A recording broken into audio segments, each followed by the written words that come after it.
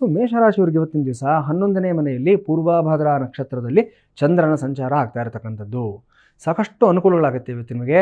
ಸಾಕಷ್ಟು ವಿಶೇಷವಾದಂಥ ಲಾಭಗಳನ್ನು ಪಡ್ಕೊಳ್ತೀರಾ. ದೈವಿಕವಾದಂಥ ಒಂದು ಲಾಭಗಳಾಗುತ್ತೆ ಇವತ್ತು ನಿಮಗೆ. ಲಾಭ ಅನ್ನತಕ್ಕಂಥದ್ದು ಇವತ್ತು ನಿಮಗೆ ಮೆಟೀರಿಯಲಿಸ್ಟಿಕ್ ಆಗಿರೋದಿಲ್ಲ, ಇವತ್ತು ನಿಮಗೆ ಸ್ಪಿರಿಚುಲಿಸ್ಟಿಕ್ ಆಗಿರತಕ್ಕಂಥದ್ದು. ಇವತ್ತು ಫಿಲಸಾಫಿಕಲ್ ಆಗಿರತಕ್ಕಂಥ ಲಾಭಗಳು ಅಂದರೆ ಎಲ್ಲೋ ಒಂದು ಕಡೆ ಹೋಗ್ತೀರಾ, ಒಂದು ಗೌರವ ಸಿಗುತ್ತೆ, ಒಂದು ಸನ್ಮಾನ ಆಗುತ್ತೆ, ನಿಮ್ಮ ವಿದ್ಯೆಗೆ ಸರಿಯಾದಂಥ ಪುರಸ್ಕಾರ ಸಿಗುತ್ತೆ. ಈ ರೀತಿ ವಿಶೇಷವಾದ ಅನುಭವಗಳನ್ನು ಪಡ್ಕೊಳ್ತೀರಾ ಮತ್ತು ಒಂದು ಅಲೌಕಿಕವಾಗಿರತಕ್ಕಂಥ ಒಂದು ಬಾಂಧವ್ಯಗಳನ್ನು ಇವತ್ತಿನ ದಿವಸ ಬೆಳೆಸ್ಕೊಳ್ತೀರಾ. ತುಂಬ ಚೆನ್ನಾಗಿದೆ, ಎಲ್ಲೂ ಅನುಕೂಲವಾಗಿದೆ, ಏನು ಸಮಸ್ಯೆ ಏನಿಲ್ಲ.